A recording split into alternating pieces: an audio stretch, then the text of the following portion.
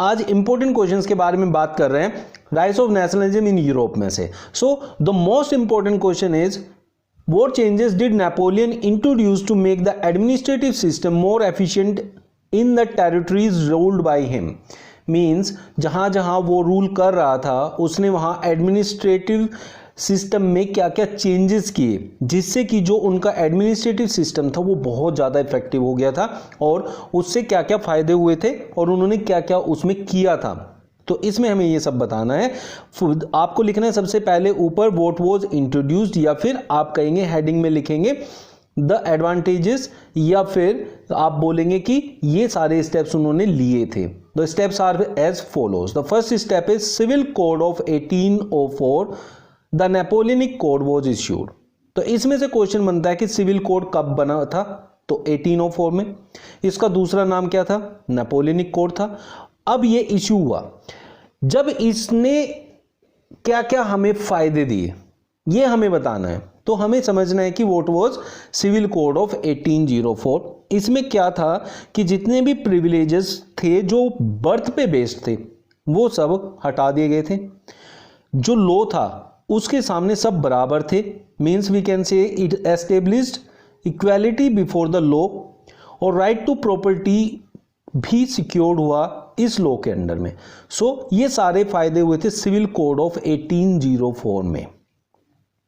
Next point is Napoleon simplified administrative divisions in Dutch Republic, Switzerland, Italy and Germany. तो यहाँ सब उन्होंने अपने एडमिनिस्ट्रेटिव डिविजन्स को बिल्कुल सिंप्लीफाइड कर दिया था, बिल्कुल ट्रांसपेरेंट कर दिया था, जिससे कि वहाँ बहुत ज़्यादा उनको बेनिफिट मिला था, एडमिनिस्ट्रेशन बहुत इफेक्टिव हो गया था। Feudal system was एबोलिश्ड। ये थर्ड पॉइंट आपको बताना है। ये फ्यूडल सिस्टम जो होता है वो क्या होता है कि जो लैंड था वो लोगों को दी जाती थी सर्विस के लिए, उसके एक्सचेंज में उनको लॉयल्टी और सर्विस पे करना पड़ता था। जो लैंडलॉर्ड होता था पीसेंट्स को लैंड देते थे और उनसे बदले में लॉयल्टी और सर्विस लेते थे। तो फ्यूडल सिस्टम जो था वो एबोलिश कर दिया गया था, और इसमें उससे पहले पूरा जो एडमिनिस्ट्रेशन था वो भी इन्वॉल्व होता था, किंग का जो एडमिनिस्ट्रेशन होता था। तो इसको एबोलिश कर दिया था नेपोलियन ने। Fourth, guild restrictions were removed in towns.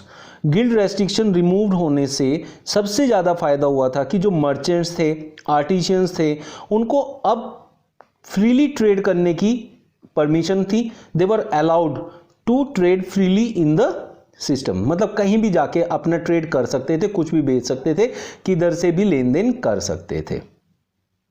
Improvements were made in the transport and communication system.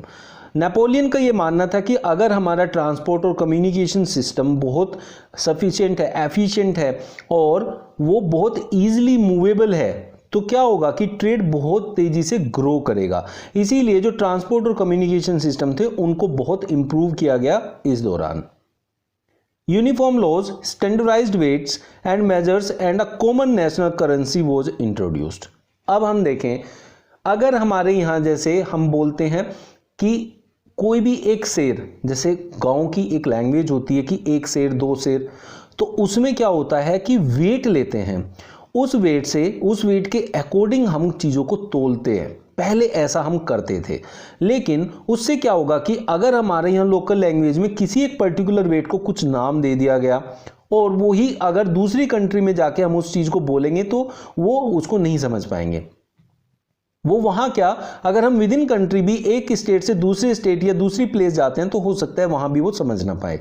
तो उन्होंने क्या किया कि एक स्टैंडर्डाइज्ड वेट्स और यूनिफॉर्म लॉज बनाए जिससे कि वो थ्रू आउट सब जगह सब सेम तरीके से मेजर किए जा सके। नेशनल करेंसी इंट्रोड्यूस की गई जिससे सारा लेन देन सिर्फ एक ही करेंसी में हो पाए। Revolutionary principles make the whole system more rational and efficient. तो इससे क्या हुआ कि जो पूरा का पूरा ये जो सिस्टम था ये पूरा चेंज हो गया। रेवोल्यूशनरी प्रिंसिपल्स इसलिए बोला गया क्योंकि ये सारे चेंजेस फर्स्ट टाइम किसी ने इतने इंट्रोड्यूस किए और इफेक्टिवली उनको काम में भी लाए।